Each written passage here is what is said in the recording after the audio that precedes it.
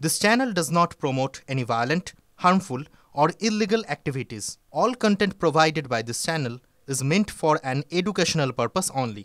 এখনই আন্দোলনের স্থান বদল করছেন না চাকরিহারা শিক্ষকরা। সোমবার পর্যন্ত রাজ্য সরকারকে ডেডলাইন, ওই সময়ের মধ্যে সরকারের তরফ থেকে দেখা করা না হলে বৃহত্তর আন্দোলনের হুঁশিয়ারি শিক্ষকদের।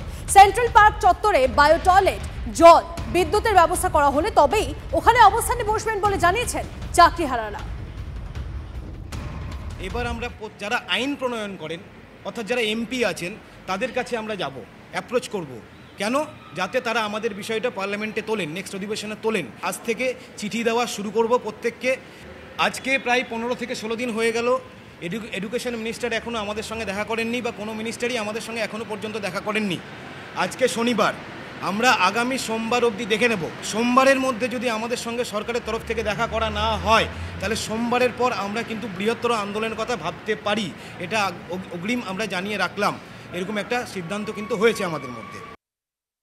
যে বইমেলা যে প্রাঙ্গণ, বইমেলা প্রাঙ্গণের অপোজিটে রাস্তা লাগোয়া যে জায়গাটা আছে, একটা জলের ট্যাপ আছে, ওই ট্যাপের সামনের দিকটা যেটা করুণাময়ীর দিকে যে জায়গাটা স্পেসটা পরিষ্কার পরিচ্ছন্ন আছে, 200 জন, কমপক্ষে 200 জনের কথা বলা হয়েছে রোটেশন ওয়াইজ।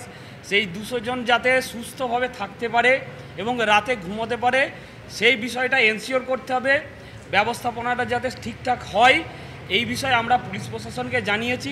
আমরা এই ব্যবস্থাটা যখন ওখানে কমপ্লিট হবে, যখন সমস্ত রকম শেড, জল, টয়লেট বা ইলেকট্রিসিটি এই ব্যবস্থাগুলো যখন কমপ্লিট হবে তখন আমরা আমাদের এখান থেকে অবস্থানটা স্থানান্তরিত করে ওখানে আমরা শিফট করব।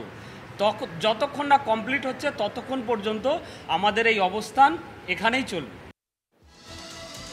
সুপ্রিম কোর্টের নির্দেশ মেনে এ মাসের মধ্যেই বিজ্ঞপ্তি দিতে হবে এসএসসিকে। হাতে মাত্র 7 দিন সময়। এখনো এসএসসির নতুন নিয়মে ছাড়পত্র দেয়নি বিকাশ ভবন। দীর্ঘদিন ধরে বিকাশ ভবনে আজকে এসএসসির সুপারিশ।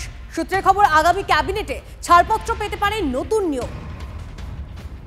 আরেকবার আপনাদেরকে জানিয়ে রাখি, সুপ্রিম কোর্টের নির্দেশ মেনে এ মাসের মধ্যেই বিজ্ঞপ্তি দিতে হবে এসএসসিকে। হাতে মাত্র 7 দিন সময়। এখনো এসএসসির নতুন নিয়মে ছাড়পত্র দেয়নি বিকাশ ভবন। দীর্ঘদিন ধরে বিকাশ ভবনে আজকে এসএসসির সুপারিশ। সূত্রের খবর, আগামী ক্যাবিনেটে ছাড়পত্র পেতে পারে নতুন নিয়ম।